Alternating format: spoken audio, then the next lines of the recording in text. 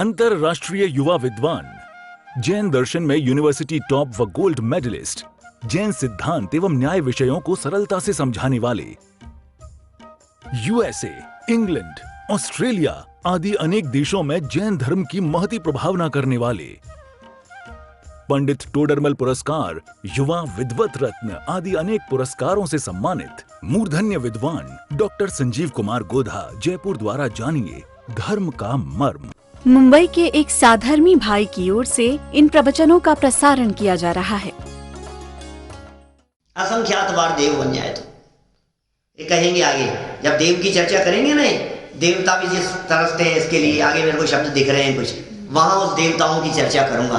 अब ये मनुष्य जन्म मिल गया, अब इस मनुष्य जन्म में जैन कुल, बोलो कितना दुर्लभ है ये जैन कुल की प्राप्ति।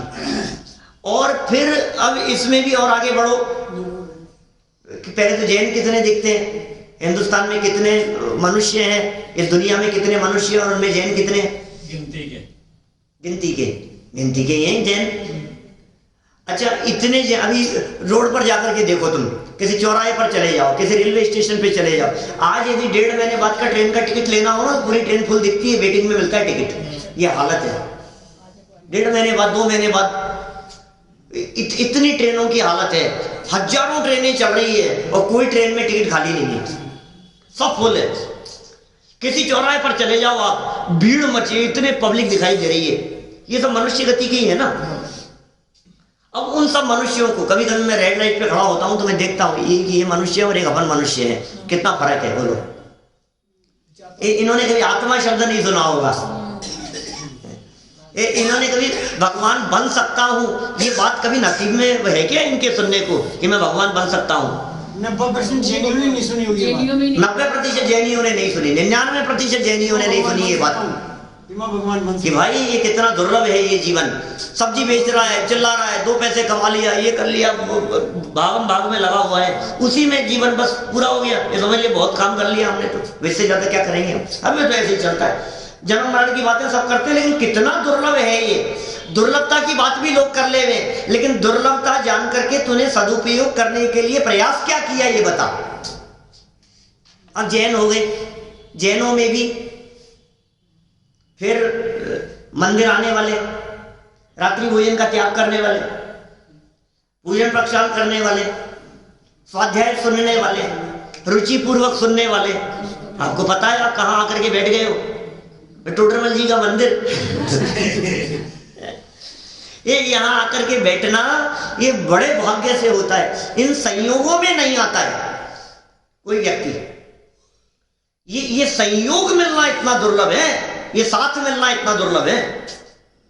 माने ये जो समागम मिल गया है तत्व रसिक जीवों का, ये समागम ही अपने आप में बहुत दुर्लभ है, मिलता ही नहीं है ऐसा समागम। माने हम सोच नहीं सकते अपने भाग्य के बारे में, हम कितने भाग्यशाली हैं। बहुमूल्य हीरे जो इकट्ठे हुए। हाँ बहुमूल्य हीरे, सच में होता भी ऐसा ही है। जिस ऐसा नहीं होता कि जमीन के अंदर खुदाई करो तो एक हीरा मिल गया, वो मिलते हैं ना, तो फिर वो खान मिलती है, फिर वो एक साथ ही वो सब एकत्रित होकर के एक जगह पर मिलते हैं। ऐसा ही है स्वरूप। कौन गाड़े, क्या बात कर रहे हो आप? तो गाड़े ही है। तो भाग्य से सहज ही एकत्रित हो जाते हैं। समान रुचि वाले जीव अपने आप एक जगह पर आकर के एकत्रित हो जाते हैं। ये तो कई बार उदाहरण देते हैं क्लास का, स्कूल का, कॉलेज का, अपने आप ही एक जैसी रुचि वाले कहते हैं ना, हमारी इनसे बनती नहीं है कि भाई साहब सुनो जैसों को जैसे ही मिलते हैं। ये कहा जाता है ना ऐसा, तो सब समान रुचि वाले एक जगह पर आकर के एकत्रित हो जाते हैं। ऐसा ही स्वरूप है, ऐसा ही देखा जाता है। चलिए फिर क्या कह रहे हैं, अब ये मिल गया यहाँ पर, ये सब अब इनमें भी सुंदर शरीर, लो मनुष्य पर्याय तो मिल गई थी, कुल तो मिल गया था, लेकिन जैन कुल में पैदा हो गया, गर्भ में मर गया। अब शरीर तो मिला लेकिन एक हाथ कम मिला। बोलो, ये अपने विराग जी निकालते हैं ना, चहकती चेतना आती है आप लोगों में किसी आपके आती है? बच्चों के लिए आती है एक मैगजीन, हर 3 महीने में निकलती है, चहकती चेतना के नाम से, छोटे बच्चों के लिए आती है, लेकिन बड़ों के लिए भी बहुत सुंदर है, उपयोगी। वो उसमें लास्ट में वो फोटो देते हैं, उसमें देखते हैं कर्मों का खेल, कर्म की रेखा मिटे नहीं, ऐसा ऐसा क्या वाक्य है वो, बहुत सुंदर वाक्य, बहुत सुंदर है, लेकिन दृश्य इतने बदसूरत है कि देखते डर लगे। कर्म की रेखा टाले नहीं टले, टलती नहीं है वो स्थिति। उन दृश्यों को देखो, दिल दहलाने वाले दृश्य, मनुष्य गति के जीवों के दृश्य, ऐसे दृश्य जिन्हें देख करके घबराहट हुए, ऐसा ऐसा शरीर प्राप्त हो जाता है। किसी का कान ऐसा लटका हुआ, किसी का मुंह ऐसा बिगड़ा हुआ, किसी का कुछ, किसी के हाथ नहीं है, किसी के, अभी तो एक फोटो है जिसमें 6 हाथ एक बच्चे के, बोलो कैसा कैसा शरीर होगा उनका। किसी के पाँव नहीं है, किसी के हाथ नहीं है, किसी के आंखों से दिखाई नहीं देता है, कोई जन्म से बहरे हैं, कोई बोल नहीं सकते हैं, गूंगे हैं, किसी के हाथ दोनों चिपके हुए हैं, किसी के एक ही हाथ है, किसी मतलब कैसे ऐसे विकृत स्वरूप, तो पाप कर्म की वजह से। हम लोगों की तो नहीं है ना ऐसी स्थिति, सब मनुष्य है, वो सब मनुष्य है, दो जीव एक साथ जुड़े हुए। दरिद्रता देखो तो आप कल्पना नहीं कर सकते हो, क्या क्या नहीं कराते हैं पाप कर्म का उदय, ये क्या क्या खेल नहीं खिलाता है।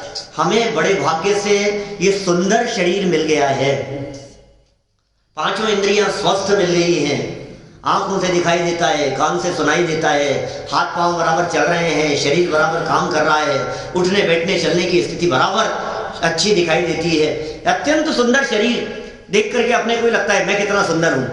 तो भाई लेकिन ज्यादा दिन तक नहीं चलेगी तेरी ये सुंदरता, क्या करे। ये देखो सुंदर शरीर और अच्छे कुल में उत्पन्न होना, सुंदर शरीर के साथ साथ में कुल अच्छा, इनमें जैन कुल में उत्पन्न होना, ये सब बातें जितनी बातें कही है क्रम से उत्तरोत्तर दुर्लभ है, एक के बाद एक, ये सब दुर्लभ है।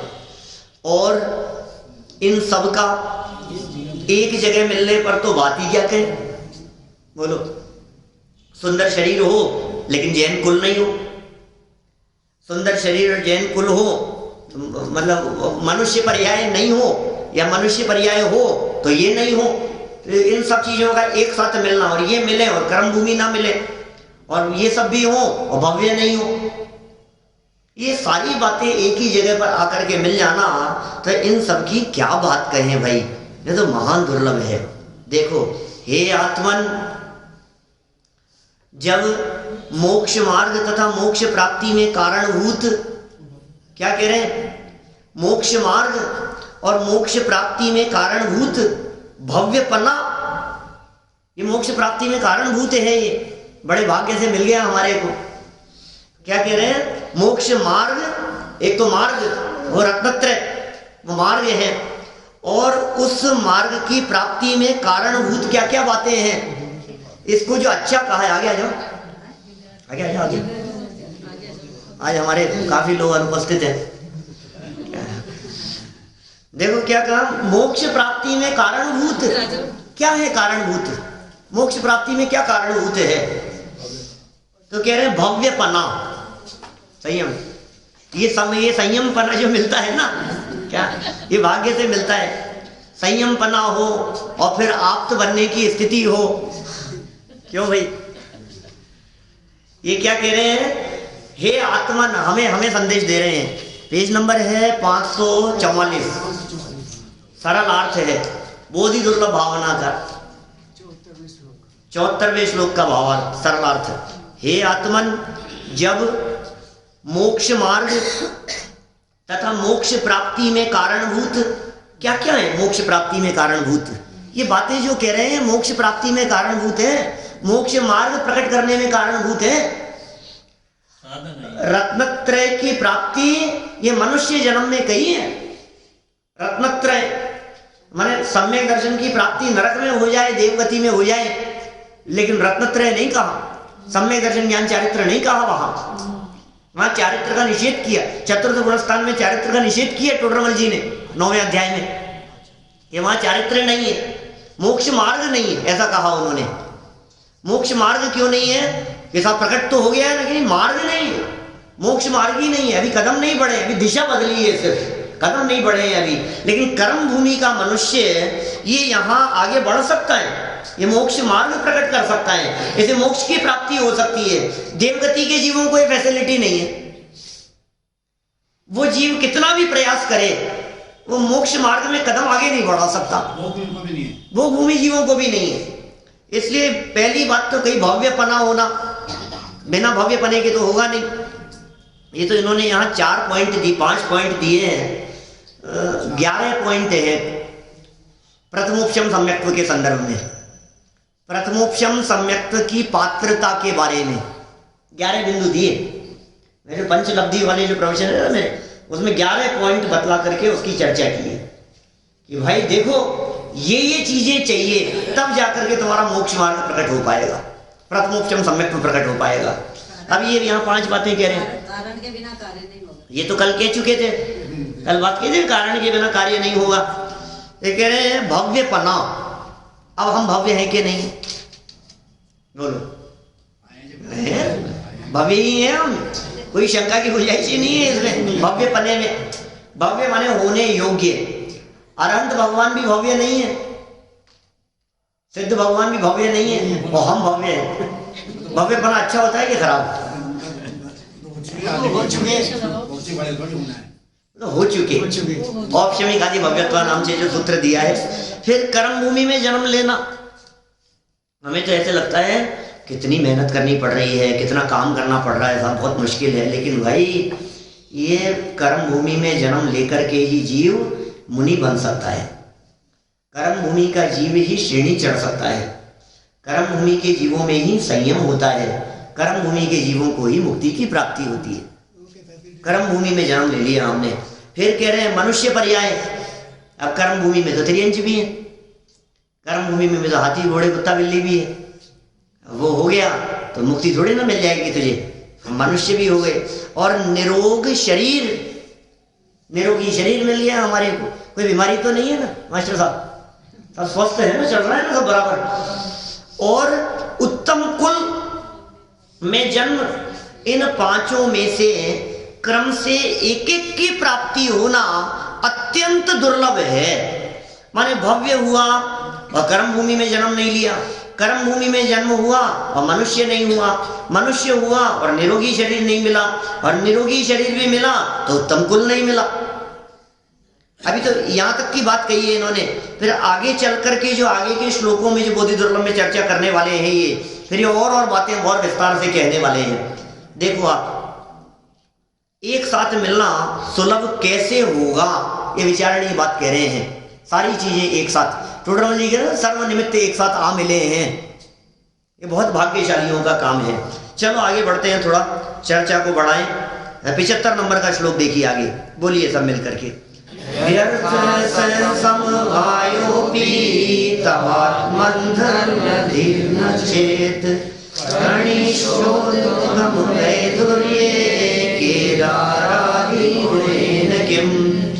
हे आत्मन, अब भी यदि तेरी धर्म में बुद्धि नहीं हुई तो पूर्वोक्त सब बातों का मिलना भी निष्फल है।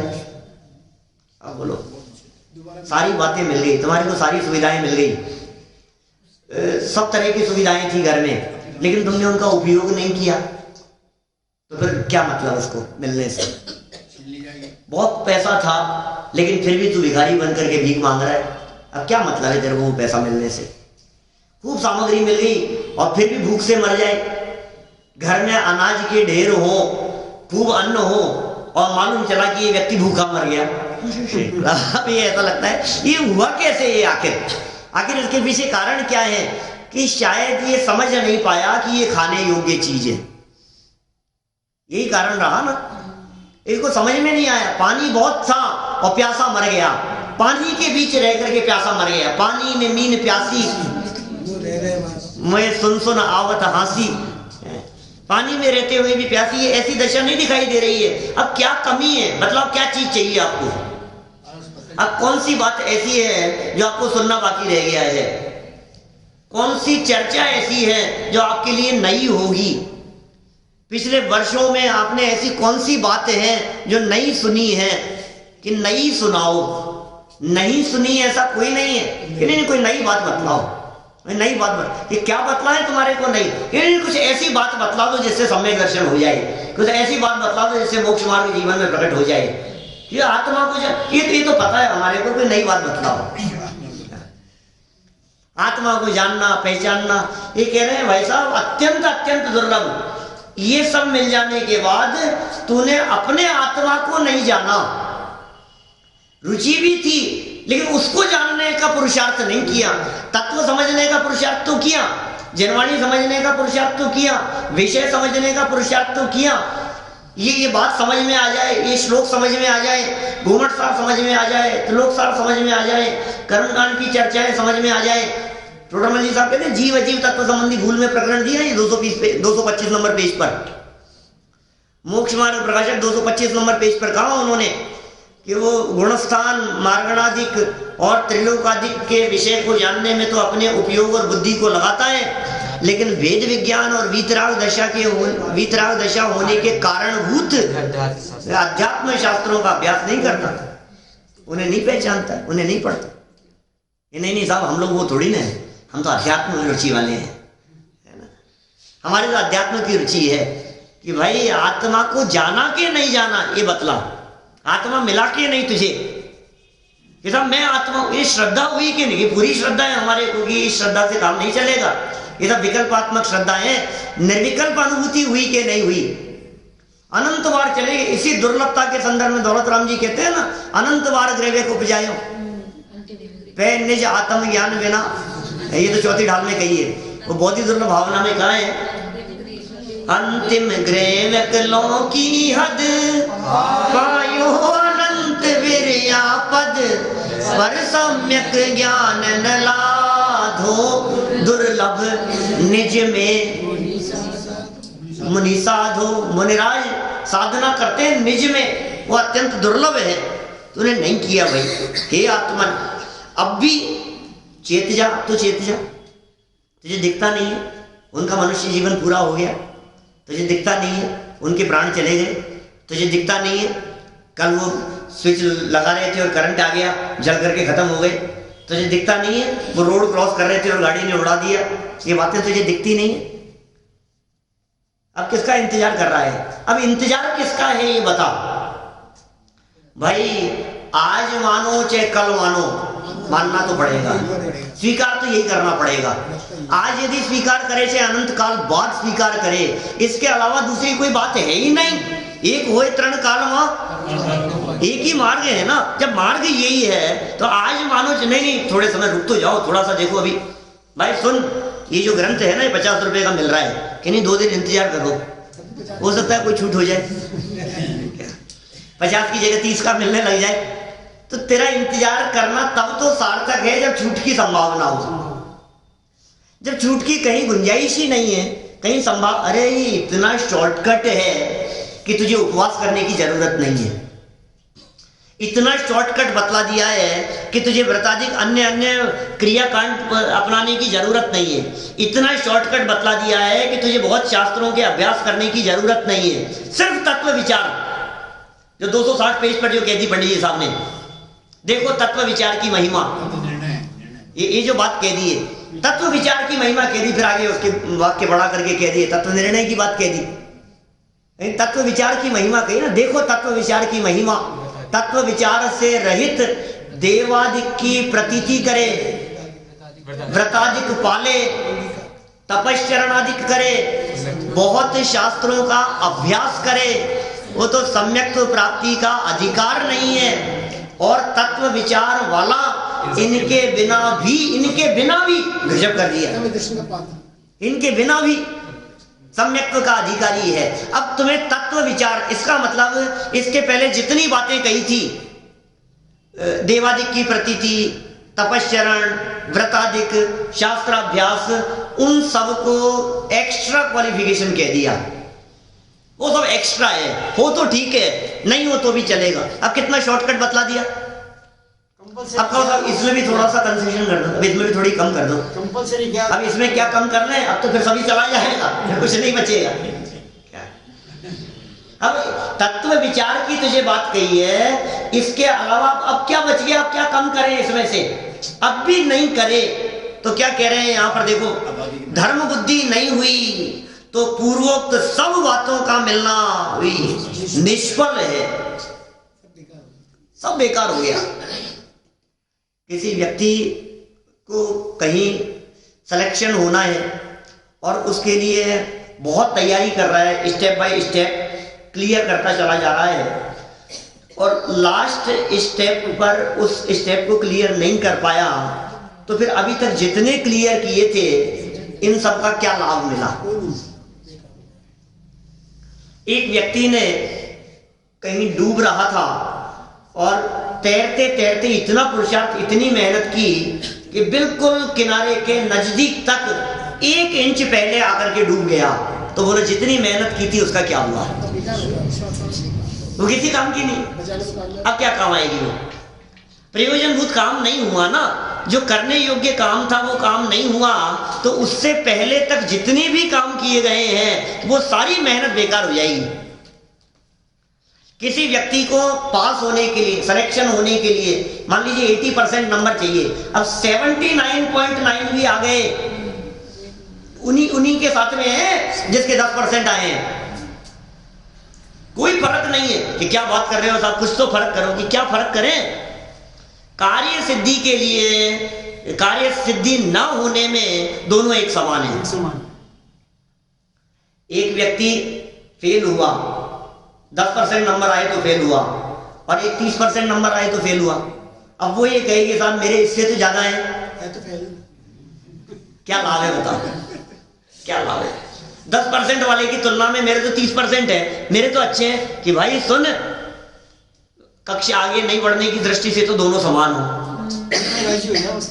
मन में राजी हो ले, उससे कुछ हासिल होने वाला तो नहीं है। अभी हमारी भी यही स्थिति है, यदि सम्यक दर्शन न होवे, वेद विज्ञान आत्मानुभूति न होवे और हम थोड़ा सा स्वाध्याय करके उसमें संतुष्ट हो जावे, तो हमारी स्थिति उसी के समान है ना, जैसे वो तो पागल दिखाई दे रहा है हमारे को।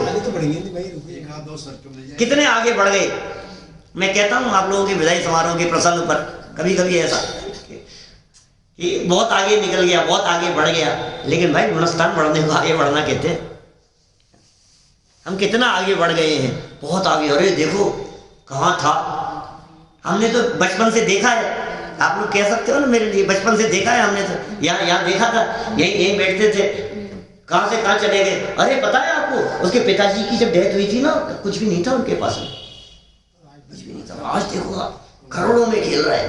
अच्छा, कितना आगे निकल गया। हमें पहले ही लगता था कि बहुत आगे जाएगा, कितना आगे जाएगा, किसे आगे जाना कहें हम, जड़ों में खेल रहा है। ये काम नहीं हुआ। ये कह रहे हैं पूर्वोक्त सब बातों का मिलना निष्फल है। और नीतिकार क्या कह रहे हैं, कितनी सुंदर नीति कह दी है। निश्चय से अन्न के पौधों में अन्न युक्त बालों के न निकलने पर खेत आदि सामग्रियों के उत्तम होने से क्या प्रयोजन है। वो सब काम हो गया, भाई इतना सा ही नहीं हुआ, बस इतना सा रह गया। बोलो कितने पैसे मिलेंगे उसको, किसान को? अन्न तो पैदा ही नहीं हुआ, अन्न तो पैदा ही नहीं हुआ। नहीं, बाकी तो सारा काम किया ही है ना, आखिर बाकी तो सब चीजें हुई है ना, उगा भी है, सब कुछ हुआ है, मेहनत भी की थी, परिश्रम भी किया था। अब वो जो उग करके तैयार हुआ है, लेकिन क्या अनाज नहीं निकला उसमें, दाने नहीं निकला, अब उससे क्या लाभ मिलने वाला है? बोले कोई प्रयोजन नहीं है। हे आत्मन, कदाचित भव्यत्वादि दुर्लभ पांचों की एक साथ प्राप्ति भी हो जाए, परंतु यदि तुम्हारी यथार्थ धर्म में रुचि नहीं है तो उन पांचों का एक साथ पाना भी व्यर्थ है। रुचि, अभी तो रुचि की बात कर रहे हैं, ये आगे चल करके आत्मानुभव तक ले जाएंगे, पहुंचना तो वहीं तक है, दुर्लभता तो वहीं तक बतलानी है। अपूर्वकरण, अनिवृत्तिकरण रूप परिणाम, रत्नत्रय, ये जो 78 नंबर का श्लोक है ना, इसकी चर्चा करेंगे कल। देखो क्या कह रहे हैं यहाँ, तुम्हारी यथार्थ धर्म में रुचि नहीं है। मुंबई के एक साधर्मी भाई की ओर से इन प्रवचनों का प्रसारण किया जा रहा है।